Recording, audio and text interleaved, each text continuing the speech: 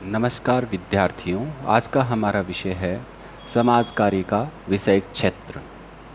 समाज कार्य का विशेष क्षेत्र अत्यंत विस्तृत है। इसका कारण ये है कि जहाँ कहीं व्यक्ति की प्रभावपूर्ण सामाजिक क्रिया तथा उसके समायोजन के मार्ग में व्यवधान उत्पन्न करने वाली समस्या होगी, वहाँ समाज कार्य की सहायता की आवश्यकता होती है। जैसा कि हम सभी जानते हैं, समाज कार्य के क्षेत्र बहुत व्यापक हैं, उसके विशेष क्षेत्र बहुत ही व्यापक रूप से फैले हुए हैं। सबसे पहले हम चर्चा करते हैं बाल विकास की। बाल विकास समाज सेवा के विशेष क्षेत्र का एक महत्वपूर्ण पहलू है। बच्चों को राष्ट्र की सर्वाधिक महत्वपूर्ण संपत्ति माना गया है। इसलिए प्रत्येक राष्ट्र बच्चों के पालन पोषण एवं देखरेख का यथासंभव प्रयास करता है। सरकार बच्चों के सर्वांगीण विकास हेतु विभिन्न प्रकार की नीतियों का निर्माण करती है तथा इन्हीं के अनुसार विभिन्न कार्यक्रम संचालित किए जाते हैं। उदाहरण के लिए यदि भारत में 0 से 14 वर्ष के 35% बच्चे हैं जिनके कल्याण और सुरक्षा से जुड़े सभी मामले महिला एवं बाल विकास मंत्रालय देखता है। 2006 से पहले ये कार्य सामाजिक न्याय एवं अधिकारिता मंत्रालय के अधीन थे। बच्चों के समुचित विकास हेतु अनेक कार्यक्रम संचालित किए जा रहे हैं, जिनमें समन्वित बाल विकास सेवा, कामकाजी माताओं के बच्चों के लिए राजीव गांधी राष्ट्रीय बाल अनुरक्षण केंद्र, सड़कों पर रहने वाले बच्चों के लिए समेकित कार्यक्रम, चाइल्ड लाइन सेवाएँ, किशोर न्याय देखरेख एवं बाल संरक्षण अधिनियम 2000, समेकित बाल संरक्षण योजना, कन्या भ्रूण हत्या की रोकथाम और बाल विवाह को रोकना आदि प्रमुख है। महिला सशक्तिकरण समाज सेवा के विशेष क्षेत्र का दूसरा प्रमुख पहलू महिला सशक्तिकरण है। इससे अभिप्राय महिलाओं को सामाजिक, आर्थिक, शैक्षिक तथा राजनीतिक स्तर पर आत्मनिर्भर कर उन्हें सशक्त बनाने से है। महिलाओं को कमज़ोर वर्गों में सम्मिलित किया जाता रहा है क्योंकि लिंग भेद के कारण, असमानता के कारण वे पिछड़ी हुई रही हैं। अब ऐसा महसूस किया जाने लगा है कि महिलाओं के विकास एवं भागीदारी के बिना राष्ट्र का विकास संभव नहीं है। सशक्तिकरण एक बहुआयामी प्रक्रिया है। भौतिक आयाम की दृष्टि से महिलाओं का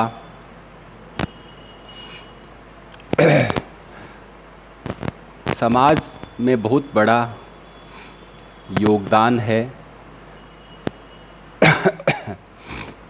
कानूनी आयाम की दृष्टि से उन्हें कानूनी रूप से पुरुषों के समान अधिकार देना तथा उन सभी बाधाओं को दूर करना है जो उन्हें पुरुषों के समान आगे नहीं आने देती। राजनीतिक आयाम की दृष्टि से महिलाओं को शक्ति संरचना में सहभागी बनाना तथा उनमें राजनीतिक सहभागिता की वृद्धि करना है। आर्थिक आयाम महिलाओं को आत्मनिर्भर बनाने अर्थात अपने पैरों पर खड़े होने से संबंधित है।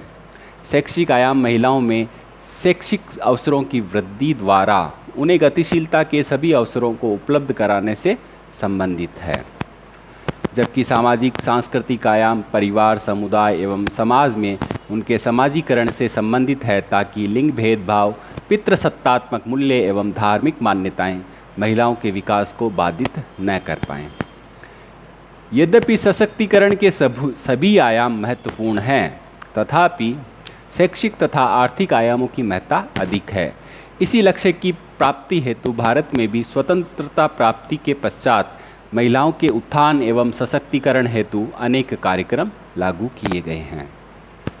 इनसे न केवल उनकी जीवन शैली में बदलाव आया है, अपितु अब उन्होंने घर आंगन की परिधि से बाहर निकलने का साहस भी जुटा लिया है।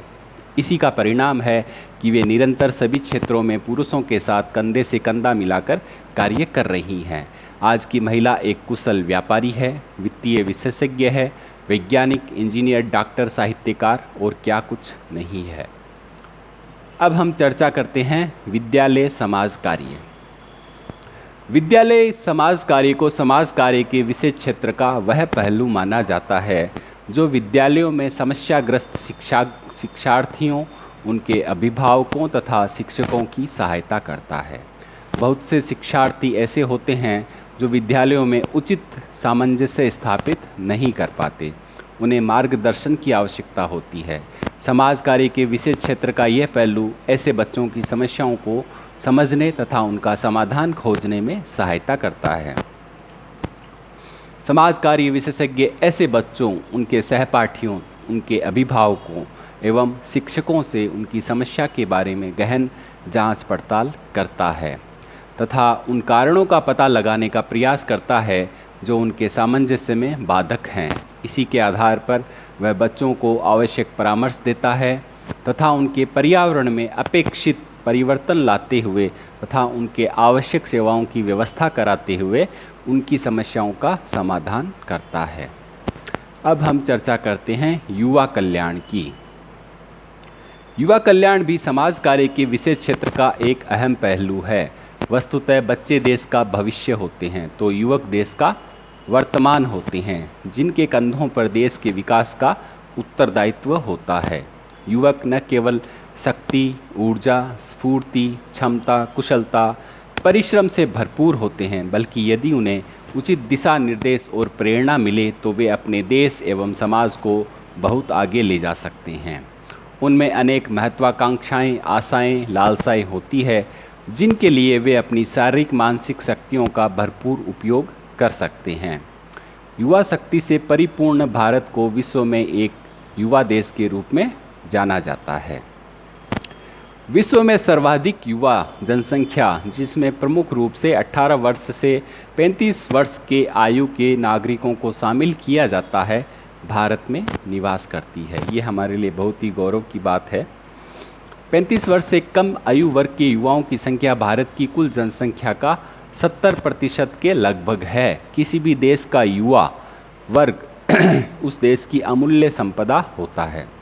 युवा वर्ग को देश के गौरव, राष्ट्र की आकांक्षा तथा उसकी उन्नति का आधार माना जाता है। युवा वर्ग की शक्ति अवहेलना करके देश के विकास का लक्ष्य पूरा नहीं किया जा सकता।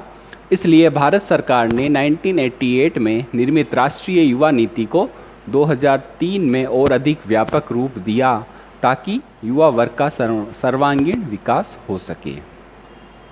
अब हम चर्चा करते हैं वृद्धों का कल्याण।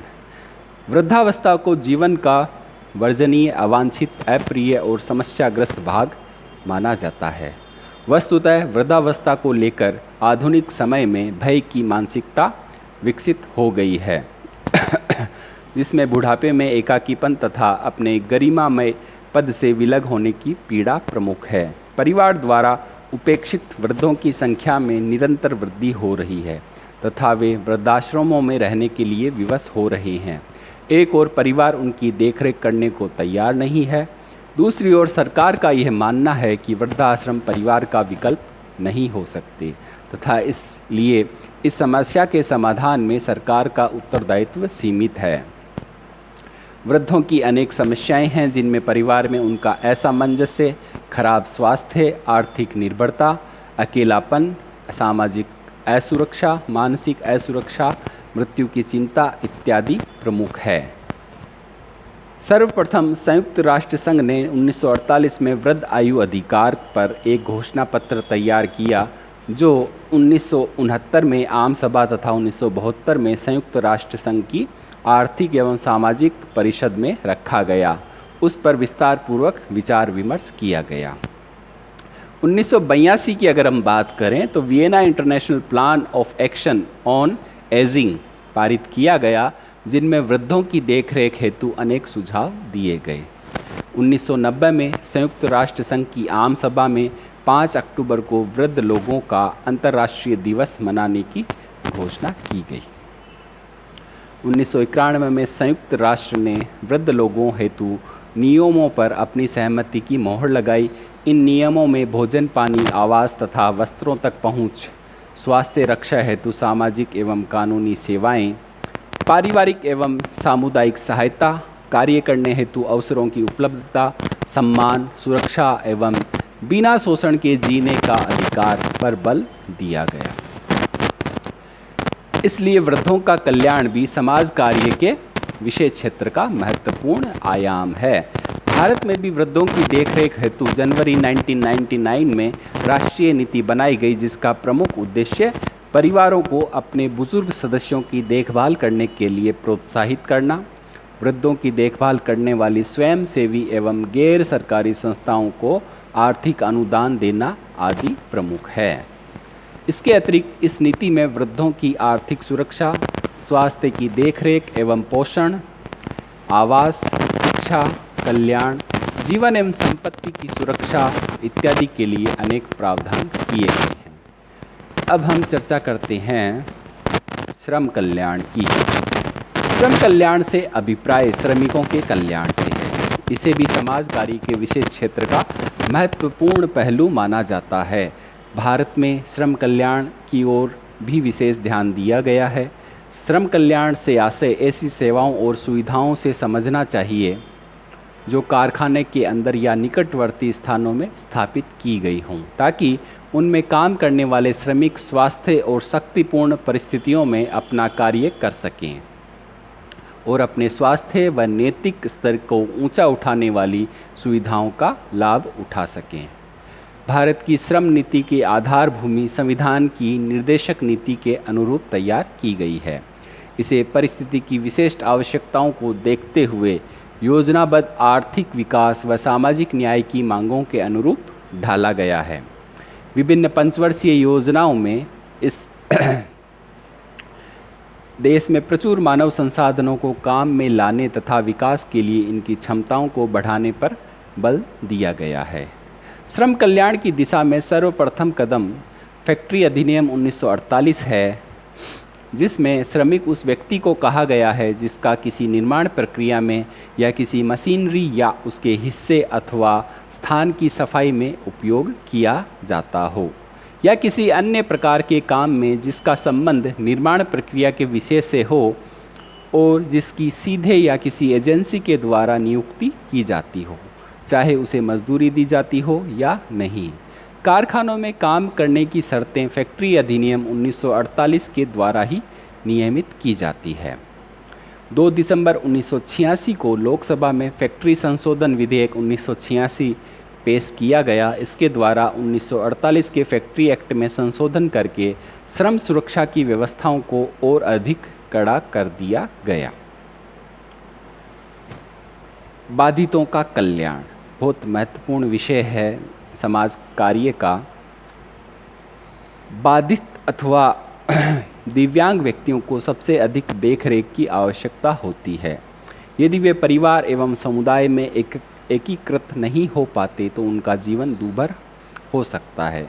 बाधित व्यक्तियों को 2 श्रेणियों में विभाजित किया जाता है, शारीरिक दृष्टि से बाधित और मानसिक दृष्टि से बाधित।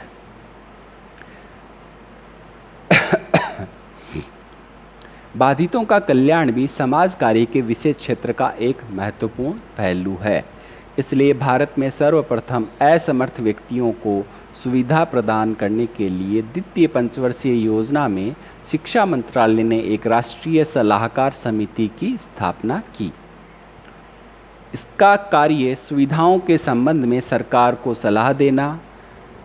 वर्ष 1970-71 की बात करें तो देश में नेत्रहीनों हेतु 97, मूक एवं बधिरों हेतु 62, शारीरिक रूप से अपंग हेतु 15 तथा मानसिक दृष्टि से पिछड़े बालकों हेतु 9 स्कूल स्थापित किए गए। और भी प्रयास किए जा रहे हैं भारत सरकार द्वारा तथा अलग अलग राज्य सरकारों द्वारा। इस दिशा में बेसहारा वृद्धों की दशा अत्यंत शोचनीय है, अतः उन्हें सहारा देने के लिए वृद्धावस्था तथा अन्य पेंशन योजना लागू की गई। मानसिक रोगों का उपचार करने के लिए लगभग 20 मानसिक अस्पताल भी खोले जा चुके हैं। अब हम चर्चा करते हैं अनुसूचित जातियों, जनजातियों एवं अन्य पिछड़े वर्गों का कल्याण। समाज के पिछड़े वर्गों का कल्याण तथा उन्हें अन्य वर्गों के समान आने के लिए विशेष सुविधाएं प्रदान करना कल्याणकारी राज्य का प्रमुख कार्य माना जाता है। यह भी समाज कार्य के विशेष क्षेत्र का एक महत्वपूर्ण पहलू है। भारत में अनुसूचित जातियों, जनजातियों एवं अन्य पिछड़े वर्गों को कमज़ोर वर्गों में सम्मिलित किया जाता है तथा उनके उत्थान हेतु आरक्षण सुविधाओं के अतिरिक्त सरकार द्वारा अनेक कार्यक्रम संचालित किए जाते हैं। इन कार्यक्रमों में अनुसूचित जातियों एवं जनजातियों के लिए लोकसभा तथा राज्य विधानमंडलों में आरक्षित स्थानों की व्यवस्था, सेवाओं में आरक्षण की सुविधाएं, कल्याण व सलाहकार एजेंसियों की स्थापना, संवैधानिक संरक्षणों के क्रियान्वयन की जांच हेतु संसदीय समिति का गठन, अनुसूचित जनजातियों के बीच कार्य कर रहे गैर सरकारी स्वैच्छिक संगठनों को अनुदान प्रदान करना, अनुसूचित जनजातियों को शिक्षण व प्रशिक्षण हेतु विशेष सुविधाएं उपलब्ध कराना, पंचवर्षीय योजनाओं में अनुसूचित जातियों एवं जनजातियों के विकास हेतु विशेष प्रावधान, अनुसूचित जाति और जनजाति की महिलाओं और बच्चों के बारे में केंद्रीय कल्याण राज्य मंत्री की अध्यक्षता में सलाहकार बोर्ड की स्थापना आदि प्रमुख है। अनुसूचित जातियों एवं जनजातियों की समस्या हेतु अनेक उपाय कारगर सिद्ध हुए हैं, परंतु इस दिशा में अभी बहुत कार्य किया जाना शेष है। अनुसूचित जातियों एवं जनजातियों की भांति अन्य पिछड़े वर्गों की सरकारी सेवाओं व शिक्षा संस्थाओं में उनके प्रतिशत के हिसाब से आरक्षण की सुविधा दी गई है। जो भी संवैधानिक प्रावधान किए गए हैं उस व्यवस्था के अनुसार। अब हम चर्चा करते हैं चिकित्सीय एवं मनोचिकित्सीय समाज कार्य की। बाधितों के कल्याण की भांति विभिन्न शारीरिक एवं मानसिक बीमारियों के शिकार व्यक्तियों को भी समाज कार्य की सहायता की आवश्यकता होती है। शारीरिक बीमारियों से ग्रस्त व्यक्तियों के साथ चिकित्सीय समाज कार्य तथा मानसिक बीमारियों के शिकार व्यक्तियों के साथ मनोचिकित्सीय समाज कार्य किया जाता है। चिकित्सीय तथा मनोचिकित्सीय समाज कार्य चिकित्सकों एवं मनोचिकित्सकों की एक टीम द्वारा किया जाता है। पहले ये प्रयास किया जाता है कि इन व्यक्तियों की बीमारी के विभिन्न पहलुओं के बारे में जानकारी प्राप्त की जाए तथा तत्पश्चात उनका मनोबल बढ़ाने हेतु उचित परामर्श दिया जाए। इन दोनों बीमारियों के शिकार लोगों की अभिरुचियों का पता लगाने के साथ साथ उनके अचेतन मन को समझने का भी प्रयास किया जाता है ताकि समस्या की गंभीरता का पता चल सके तथा तदनुरूप उनका समायोजन किया जा सके। अब हम चर्चा करते हैं ग्रामीण विकास की। ग्रामीण विकास भी समाज कार्य के विषय क्षेत्र का एक महत्वपूर्ण पहलू है। सभी विकासशील देशों में जनसंख्या का अधिकांश भाग गांवों में ही निवास करता है। इसलिए प्रत्येक सरकार ग्रामीण विकास हेतु सतत प्रयास करती है ताकि ग्रामवासियों की समस्याओं का समाधान किया जा सके तथा उनके जीवन स्तर को ऊंचा उठाया जा सके। भारत में भी ग्रामीण विकास के अनेक कार्यक्रम संचालित किए जा रहे हैं। ग्रामवासियों की आर्थिक दशा सुधारने हेतु ग्रामीण बेरोजगारी की चुनौती से निपटना ग्रामीण विकास का केंद्र बिंदु है। राष्ट्रीय ग्रामीण रोजगार गारंटी अधिनियम तथा संपूर्ण ग्रामीण रोजगार योजना के अंतर्गत ग्रामीण क्षेत्रों में रोजगार प्रदान किया जाता है, जबकि स्वर्ण जयंती ग्राम स्वरोजगार योजना जो अब बंद हो चुकी है उसमें स्वरोजगार हेतु प्रोत्साहन दिया जाता था। ग्रामीण संयोजन सुनिश्चित करने हेतु प्रधानमंत्री ग्राम सड़क योजना के अंतर्गत गांव की सड़कों का निर्माण और उन्नयन किया जाता रहा है। अब हम चर्चा करते हैं सामाजिक प्रतिरक्षा एवं अपराधी सुधार की। समाज कार्य के विषय क्षेत्र के अंतर्गत सामाजिक प्रतिरक्षा एवं अपराधी सुधार को भी सम्मिलित किया जाता है। सामाजिक प्रतिरक्षा में न केवल समाज की अपराध के विरुद्ध रक्षा अपितु सभी प्रकार के विचलित व्यवहारों की रोकथाम, उपचार एवं पुनर्वास संबंधी कार्यों को सम्मिलित किया जाता है।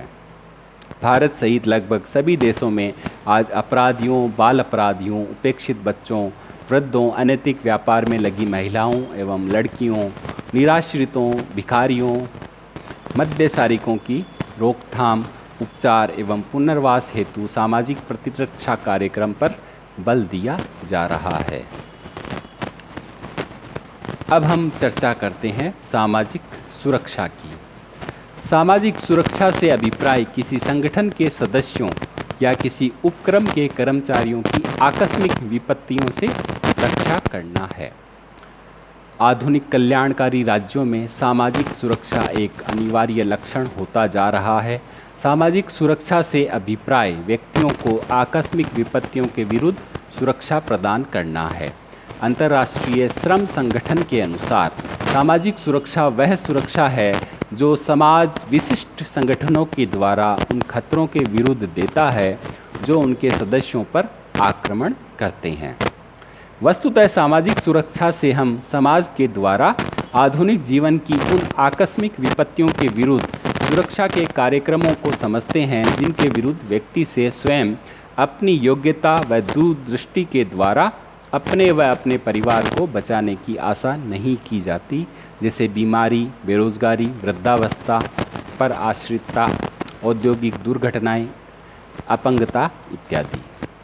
सामाजिक सुरक्षा को 5 दानों के ऊपर आक्रमण करना माना गया है। ये दानव है अभाव, बीमारी, अज्ञानता, गंदगी एवं बेकारी। सामाजिक सुरक्षा में क्षतिग्रस्त व्यक्ति की क्षतिपूर्ति करने के साथ साथ उसके पुनरुत्थान का प्रयास भी किया जाता है। सामाजिक बीमा, सामाजिक सहायता तथा सामाजिक सेवा सामाजिक सुरक्षा के महत्वपूर्ण तत्व माने जाते हैं। बचपन तथा वृद्धावस्था में सामाजिक सुरक्षा की अधिक आवश्यकता होती है। भारत सहित सभी देश अपने नागरिकों की सामाजिक सुरक्षा हेतु अनेक योजनाएं कार्यान्वित करते हैं। सामाजिक नीतियां, नियोजन एवं विकास। सामाजिक नीतियां, नियोजन एवं विकास समाज कार्य के विशेष क्षेत्र के महत्वपूर्ण पहलू हैं। वस्तुतः आज का युग नियोजित सामाजिक परिवर्तन का युग है। प्रत्येक समाज अपने सदस्यों को अधिकाधिक सुविधाएं देने हेतु विभिन्न प्रकार की सामाजिक नीतियां बनाता है। समाज सेवा विशेषज्ञ, समाजशास्त्री एवं अन्य सामाजिक वैज्ञानिक नीति निर्धारकों को सहायता देकर, उनको उचित दिशा निर्देश देकर तथा विभिन्न आयोगों के सदस्य बनकर सामाजिक नीतियों के निर्माण में एवं उनको प्रभावशाली ढंग से क्रियान्वित करने में अपना विशिष्ट योगदान दे सकते हैं। अमेरिका जैसे समाज में तो समाज सेवक शिशु देखरेख केंद्रों, समाजीकरण, एड्स जैसे संकटों, घरेलू हिंसा, स्वास्थ्य व चिकित्सा, मरने का अधिकार इत्यादि मुद्दों पर अत्यंत उपयोगी नीतियां बनाने में सरकार को काफ़ी सहयोग देते आए हैं। इसलिए सामाजिक नीतियों को बनाने में सहायता देना तथा इनके कार्यान्वयन में आने वाली बाधाओं को दूर करने हेतु सुझाव देना समाज कार्य की व्यवहारिक उपयोगिता का द्योतक है। भारतीय समाज में प्रारंभ में ही अनेक ग्रामीण विकास योजनाएं इसलिए सफल नहीं हो पाई क्योंकि इनको बनाने में समाज वैज्ञानिकों की भागीदारी सुनिश्चित नहीं की गई थी। जब तक समाज कार्य विशेषज्ञ ग्रामीण सामाजिक संरचना के विभिन्न पक्षों तथा ग्रामवासियों की आकांक्षाओं एवं समस्याओं का पता नहीं लगाते, तब तक कोई भी नीति न ही तो व्यवहारिक हो सकती है और न ही ग्रामवासी ऐसी नीति को सरलता से अपना सकते हैं। समाज कार्य केवल समाज में पाई जाने वाली विभिन्न समस्याओं के बारे में ज्ञान प्राप्त करने में ही सहायक नहीं है, अपितु इनके कारणों का विश्लेषण करके इनके समाधान के उपाय बताने में भी सहायक है। निर्धनता, बेरोजगारी, अपराध, बाल अपराध, मद्यपान, मानसिक तथा सांप्रदायिक उपद्रव, वेश्यावृत्ति इत्यादि समस्याओं को समझने तथा उसका समाधान करने में समाज कार्य की महत्वपूर्ण भूमिका है।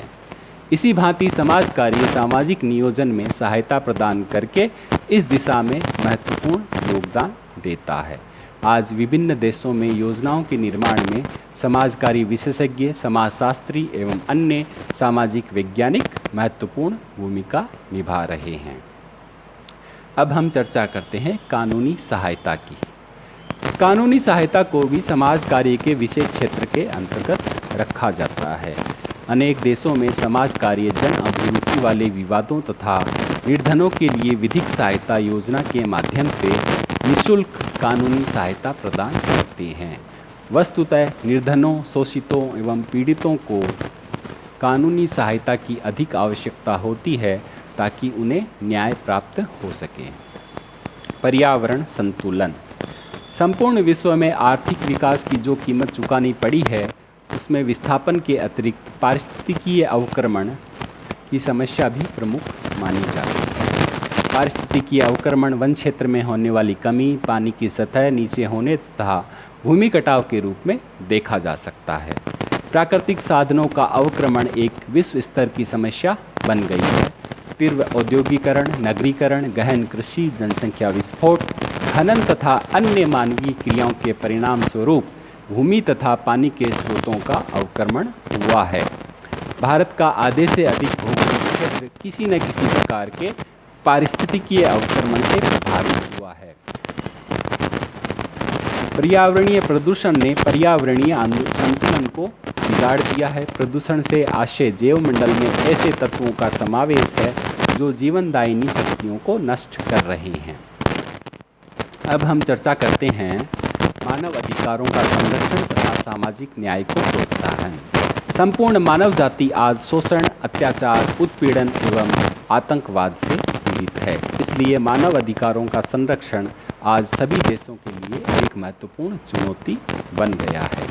यद्यपि मानव अधिकारों के संरक्षण के लिए Magna carta, bill of rights तथा मानव अधिकार घोषणा पत्र आदि जारी हुए, लेकिन जनसाधारण को इनसे अधिक लाभ नहीं पहुंच पाया। सम्मानपूर्वक जीने का अधिकार आज भी मृग तृष्णा बना हुआ है। मानव अधिकारों के संरक्षण में अंतर्राष्ट्रीय संगठनों की महत्वपूर्ण भूमिका रही है।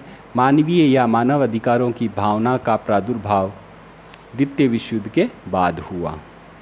इस भावना का अभिप्राय यह है कि प्रत्येक राष्ट्र को ऐसे अधिकार प्रदान करना जिनके माध्यम से वह अपना समुचित विकास करने में सफल हो सके।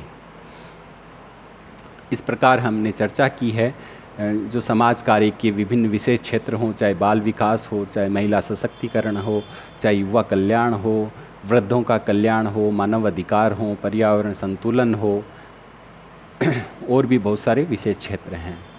तो बहुत ही महत्वपूर्ण है